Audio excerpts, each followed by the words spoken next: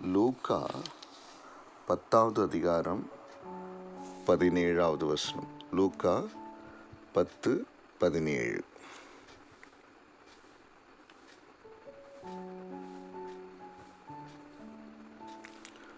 பின்பு அந்த 70 பேரும் சந்தோஷத்தோடே திரும்பி வந்து, ஆண்டவரே, உம்முடைய நாமத்தினாலே பிசாசுகளும் எங்களுக்கு கீழ்ப்படுகிறதே என்றார்கள்.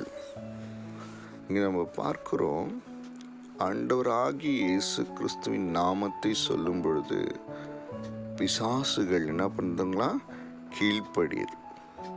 பிரைஸ் லார்ட், ஆமென். இப்போ பிசாசுடைய வேலை என்ன? அழிக்கிறது, கொல்லுகிறது, நிர்மூலமாக்குற வேலை. துன்பங்களை கொண்டு வர்றது, பலவீனங்களை கொண்டு வர்றது, தற்கொலைகளை கொண்டு வர்றது, விபத்துக்களை ஆபத்துக்களை கொண்டு வர்றதுக்கு, நஷ்டங்களை கொண்டு வர்றது, பின்மாற்றங்களை கொண்டு வர்றது, கண்ணீர், கவலை, போராட்டங்கள், பிரச்சனைகள், இதெல்லாம் மரணங்கள், இழப்புகள், அவமானங்கள், இதெல்லாம் கொண்டு வர்றது யாருங்க? பிசாசு. அப்போ ஏசாமின் நாமத்தை சொன்னா அப்படிப்பட்ட காரியங்கள் அது என்ன பண்ணாதான்? சொல்லாதான், செய்யாதான். அப்படிப்பட்ட காரியங்கள் அது பிசாசு என்ன பண்ணாது? செய்யாம, பொல்லாத பிசாசை, இயேசுவின் நாமத்தினாலே உனக்கு நான் சொல்லுகிறேன், நீ இப்படிப்பட்ட நஷ்டத்தையோ ஆபத்தையும் விபத்தையும் வியாதியும் உண்டு பண்ணக்கூடாதுன்னு சொன்னா அது அப்படியே பயந்து கீழ்ப்படியும். ஏன்னா அப்படிப்பட்ட மேன்மையான வல்லமை கொண்டது நம்முடைய ஆண்டவராகிய இயேசு கிறிஸ்துடைய நாமம். சரிங்களா? அப்படிப்பட்ட நாமம் இன்னைக்கு உலகத்திலே ஆண்டவர் இயேசு கிறிஸ்துவின் நாமத்தை சொல்லும் பொழுது மாத்திரமே பிசாசுகள் நடுங்கும், பயப்படும், கீழ்ப்படியும், தங்களுடைய கிரியைகளை நடப்பிக்கிறதற்கு தயங்கும், விட்டு ஓடி போகும். ஏன்னு சொன்னா அப்படிப்பட்ட வல்லமுள்ள நாமத்தான் நம்முடைய ஆண்டவர் ஆகிய இயேசு கிறிஸ்துடைய நாமம். ஒரு முறை பவுல் என்ன பண்றாரு, அப்படித்தான் பிரசங்கம் பண்ணிட்டு இருக்கும்போது அநேக அசுத்தாவிகள், பொல்லாத ஆவிகள் புறப்பட்டு போச்சுமா. நம்ம அப்போஸ்தலர் 19ஆம் அதிகாரம் 13வது வசனம் 14, 15, 16 பார்க்கும்போது அப்படிப்பட்ட காரியங்களை இங்க பார்க்கிறோம். அப்போ மந்திரவாதிகளில சிலர் என்ன பண்ணாங்களா, பொல்லாத ஆவிகள் பிடித்தது மேல கர்த்தராகிய இயேசு கிறிஸ்துவின் நாமத்தை சொல்ல துணிந்து, பவுல் பிரசங்கிக்கிற இயேசுவின் பேரில் ஆணையிட்டு உங்களுக்கு கட்டளையிடுகிறோம் என்றார்கள். அப்போது பொல்லாத ஆவி என்ன பண்ணுச்சா, அவங்கள பார்த்து என்ன சொல்லிச்சா, எனக்கு யாரை தெரியும்? இயேசுவையும் எனக்கு தெரியும், பவுலையும் தெரியும், நீங்கள் யார்? இயேசுவையும் அறிவேன், பவுலையும் அறிவேன், நீங்கள் யார் என்று சொல்லி அந்த பொல்லாத ஆவியுடைய மனுஷன் அவர்கள் மேலே பாய்ந்து பலாத்காரம் பண்ணி அவர்களை மேற்கொள்ள அவர்கள் நிர்வாணிகளும் காயப்பட்டவர்களுமாக்கி அந்த வீட்டை விட்டு ஓடி போனார்கள். பாருங்க, பவுல் ஆண்டவராகிய இயேசு கிறிஸ்துவின் நாமத்தை சொல்லும் பொழுது பிசாசுக்கெல்லாம் என்ன பண்ணுது? ஓடிடுது. பொல்லாத ஆவிகள் எல்லாம் விட்டு ஓடிடுது. அதனால கிரியை செய்ய முடியல. ஏன்னா ஆண்டவராகிய இயேசு கிறிஸ்துவின் நாமத்திற்கு அப்படிப்பட்ட ஒரு வல்லமை. அதே மற்றவர்கள் ஜெயசந்தாரிகளாய் திரிகிற மந்திரவாதிகள் சிலர், அவங்க சொல்லும் போது அந்த பிசாசு என்ன சொல்லுதுன்னா, பொல்லாத ஆவிகள், எனக்கு இயேசுவையும் தெரியும், பவுலையும் தெரியும், நீங்கள் யார்? அப்போ நல்ல கவனிங்க, ஆண்டவராகிய இயேசு கிறிஸ்துவின் நாமத்தை சொல்றவங்களை பிசாசு நல்லா அறிந்திருக்கிறது. யாரு சொன்னா பயந்து ஓடுது? யாரு சொன்னா எதிர்த்து நிற்குது? யாரு சொன்னா கீழ்ப்படுகிறது? யாரு சொன்னா எதிர்த்து நின்று காயப்படுத்துது? யார் சொன்னா? சொல்லுங்க. இன்னைக்கு நம்ம எல்லாம் பாருங்க, இன்னைக்கு எல்லாருமே ஆண்டவராகிய இயேசு கிறிஸ்துவின் நாமத்திலே நம்ம என்ன பண்றோம்? ஜெயத்தையும் வெற்றியும் பெற்றுக்கொள்கிறோம். நம்ம அவருடைய நாமத்தினால தான் நம்ம ஜெபிக்கிறோம். அவருடைய நாமத்தில் பிசாசுகள் கீழ்ப்படிந்து தங்களுடைய கிரியைகள்லாம் செய்யாதபடிக்கு அது என்ன நடுங்குகிறது. ஆனால் யார் சொன்னா அப்படி யார் சொன்னா கீழ்ப்படிது, யார் சொன்னா கீழ்ப்படியாதுன்னு பார்க்கும்போது, யார் சொன்னா கீழ்ப்படியும்? ஏசப்பா சொன்னா கிடையாதுங்க. ஏசப்பா சொன்ன இயேசுவின் நாமத்துல சொல்லும் பொழுது சரிங்களா கீழ்ப்படியுது. ஆனா இங்கே பவுல் சொல்லும்போது கீழ்ப்படுகிற அசுத்தாவிகள், பயப்படுகிற அசுத்தாவிகள், நடுங்குகிற அசுத்தாவிகள், தேசந்தாரிகளாய் திரிகிற சிலர் சொல்லும்பொழுது எதிர்த்து நிற்குது. ஏன் 2 பேரும் ஏசாமி நாமத்தை தானே சொல்றாங்க. ஏன் ஒருத்தர் சொல்லும்போது அது பயப்படுகிறது, நடுங்குகிறது, மற்றவர்கள் சொல்லும்போது ஏன் கீழ்ப்படியில நடுங்கல?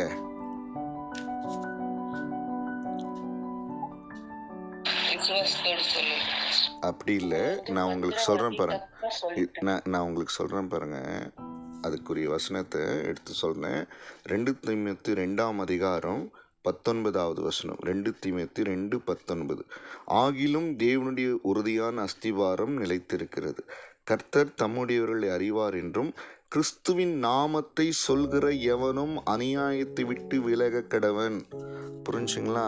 கிறிஸ்துவின் நாமத்தை சொல்கிற யாவரும் அநியாயத்தை விட்டு விலகணும். இப்போ ஆண்டவருடைய நாமத்தை சொல்றான்னு சொன்னா பரிசுத்தமாய் இருந்து சொல்லும் போதுதான் பிசாசு பயப்படும், நடுங்கும், ஓடும், தன் கிரியைகளை செய்யாதபடிக்கு அடக்கி கொள்ளும். எல்லாரும் சொல்லும் பொழுதெல்லாம் அது என்ன பண்ணாது, பயப்படாது. இன்னைக்கு கூட நீங்களும் நல்லா இருக்கிறோம். பிசாசுக்கு நம்மளை பற்றி தெரியும். அதுக்கு நல்லா தெரியும் யார் எப்படி, யார் பரிசுத்தமாக இருக்காங்க, யார் ஒழுங்காக இருக்காங்க, யார் ஆண்டவருக்கு பிரியமாக நடக்கிறாங்க, யார் ரெட்டை வேஷம் போடுறாங்க, எல்லாமே பிசாசுக்கு நல்லா தெரியும். அதுதான் சொல்லுது, அந்த பொல்லாத ஆவிகள் சொல்லுது. என்ன சொல்லுது? நான் பவுலே எனக்கு தெரியும், பவுல் எப்படிப்பட்டவரும் தெரியும், ஆண்டவராகிய இயேசு கிறிஸ்துவும் எனக்கு தெரியும், நீங்க யாருன்னு எனக்கு தெரியும். புரிஞ்சுங்களா? அப்போ ஆண்டவராகிய இயேசு கிறிஸ்துவின் நாமத்தினாலே வெற்றியும் ஜெயத்தையும் மகிமையும் பிசாசின் அதிகாரங்களையும் அடக்கி ஆளணும்னு சொன்னா, அற்புத அடையாளங்களை பெற்று பிசாசின் அதிகாரங்களை எல்லாம் அடக்கி ஆளணும்னு சொன்னா நம்ம எப்படிப்பட்டவர்களாக இருக்கணும்? அநியாயத்தை விட்டு விலகிறவர்களாக, பரிசுத்தம் உள்ளவர்களாக இருக்கணும். இல்லைன்னு சொன்னால் ஆண்டவருடைய நாமத்தை சொல்கிறதுல எந்த பிரயோஜனமும் இல்லை.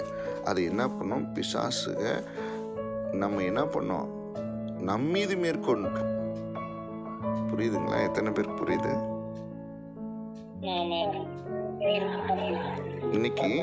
இன்னைக்கு ஆண்டவராகிய இயேசு கிறிஸ்துவின் நாமத்தினாலே, கர்த்தராகிய இயேசு கிறிஸ்துவின் நாமத்தினாலே நமக்கு எப்போதும் ஜெயம் உண்டு. அவருடைய நாமத்தை சொன்னா எந்த தீமையும் செய்கிற பிசாசு என்ன பண்ணும்? அமைதியாக நடுங்கி போயிடும், கீழ்ப்படியும்.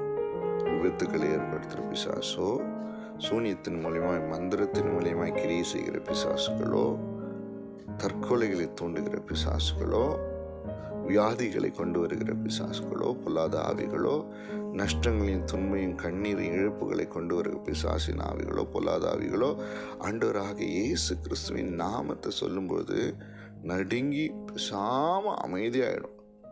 அதனால எந்த கிரியும் செய்ய முடியாது. ஏன்னா ஆண்டவராகிய இயேசு கிறிஸ்துவின் நாமத்திற்கு அப்படிப்பட்ட வல்லம் உண்டு. நம்முடைய கர்த்தராகிய இயேசு கிறிஸ்துவின் நாமத்துக்கு அப்படிப்பட்ட மகிமை உண்டு. நடுங்க, ஐயோ இவர் தேவனாயிட்டு, தேவனுடைய பரிசுத்த ஆயிட்டு, அவருக்கு முன்னாடி நம்ம நிற்க முடியாது. அந்த பேரை கேட்டால் அவ்வளோதான். பாதாளத்தில் வேதனைப்படுத்துறதுக்கு அவருக்கு மாத்திரம்தான் அதிகாரம் உண்டு. நம்ம என்ன பண்ண முடியாது. அந்த நாமத்துக்கு முன்னாடி நம்மளாம் நிற்க முடியாதுன்னு சொல்லி ஓடிடும். அது யார் சொல்லும் தெரியுங்களா? தேவனுக்கு பிரியமானவர்கள் சொல்லும் பொழுதுதான், பரிசுத்தமாக இருக்கிறவங்க சொல்லும் பொழுதுதான். சும்மா ஏமாத்துறங்க, ரெட்டை வேஷம் போடுறங்க, பொய் பேசுறங்க, தேவனுக்கு பிரியம் இல்லாதவங்க அவங்கெல்லாம் சொன்னால் எதிர்த்து நிற்கும். அன்னைக்கு பவுல் சொல்லும் பொழுது ஓடிட்டு பொல்லாதவன் நிற்கலாங்க. ஆனால் அதே மற்றவர்கள், அதாவது தேசத்தாரிகளாக திருக்கிற 7 பேர் சொல்லும்போது அது திரும்பிடுச்சு. அவர்களை அடிக்க ஆரம்பித்தது, நிர்மூலமாக்க ஆரம்பித்தது. இன்னைக்கு ஆண்டவருக்கு நம்ம பற்றி நன்றாக தெரியும். அதே போல பிசாசுக்கும் நம்மை பற்றி நன்றாக தெரியும். நாம் ஜெபிக்கிறவர்களாக இருக்கிறோமா? பரிசுத்தமுள்ளவர்களாக இருக்கிறோமா? உண்மையுள்ளவர்களாக இருக்கிறோமா? தேவனுக்கு பிரியமானதை செய்கிறோமா? நீங்க யாரு, நான் யாரு, நாம் எப்படிப்பட்டது எல்லாம் தேவனுக்கு தெரிகிறது போல பிசாசுக்கும் தெரியும். ஆமென். அதனால அவருடைய நாமத்தினாலே நமக்கு வெற்றி பெறும்படியான ஒரு ஆசீர்வாதத்தை நாம பெற்றிருக்கிறோம். அந்த நாமத்தை உச்சரித்து தேவ வல்லமையை பெரும்படியாய் நாம் ஆசீர்வதிக்கப்பட்டு இருக்கிறோம். அது நமக்கு கொடுக்கப்பட்டிருக்கிற ஒரு பெரிய பாக்கியம்.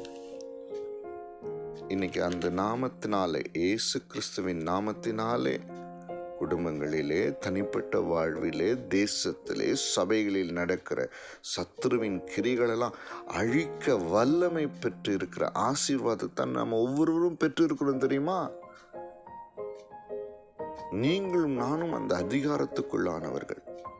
ஆனால் நாம் எப்படிப்பட்டவர்களாய் இருந்தால் பிசாசை மேற்கொள்ள முடியும், பிசாசின் அதிகாரங்களை நிர்மூலமாக்க முடியும், பிசாசு நமக்கு எப்பொழுது கீழ்ப்படிவான் என்கிறதை நன்றாக புரிந்து கொள்ளணும்.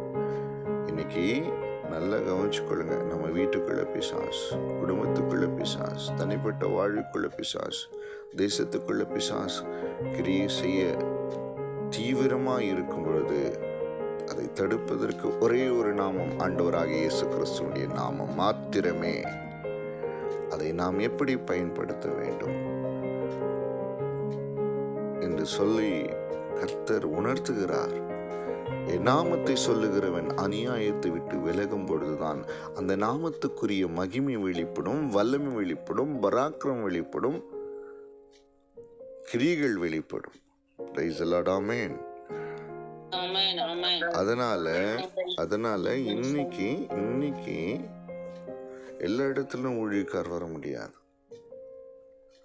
ஆண்டவர் எல்லாருக்கும் அந்த அதிகாரத்தை கொடுத்திருக்கிறார். அவருடைய நாமத்தை சொல்லும்படியாக, அவருடைய நாமத்தின் இருக்கிற வல்லமையை சொல்லி வெற்றி பெறும்படியாய் இந்த மகிமையை ஒவ்வொருவருக்கும் கொடுத்திருக்கிறார். அதனால அந்த நாமத்துக்குரிய ஆண்டவராகிய இயேசு கிறிஸ்துவின் வல்லமுள்ள நாமத்துக்குரிய மகிமையும் வல்லமையும் கிரியைகளையும் பெற்று பிசாசின் கிரியைகளை அடக்கி ஆளும்படியான அந்த சத்தியத்தை அறிந்து கொள்ளணும், அநியாயத்தை விட்டு விலகணும். இன்னைக்கு உங்களை ஆண்டவருடைய சமூகத்தில் ஒப்புக்கொடுங்க. நான் தேவனுடைய நாமத்தை சொல்லி, ஆண்டவராகிய இயேசு கிறிஸ்துவின் நாமத்தை சொல்லி நான் வெற்றியை பெறுவேன், சத்துருவின் கிரியைகளை அடக்கி ஆளுவேன். அவருடைய நாமத்தில் அப்படிப்பட்ட பாக்கியம் எனக்கு உண்டு. இதை நான் தேவனுக்கு பிரியமான வாழ்க்கை வாழ்கிறது மூலமாய் மாத்திரமே இதை நான் பெற்றுக்கொள்ள முடியும். சத்தியத்தை அறிந்து சத்தியத்துக்கு ஏற்றவரை நடக்கிறதுனால் மாத்திரமே நான் பெற்றுக்கொள்ள முடியும்.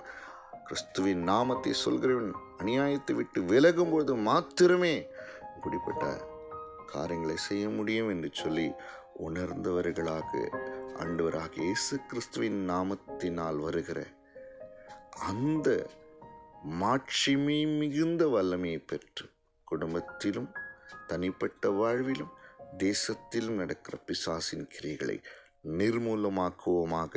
ஆமென்.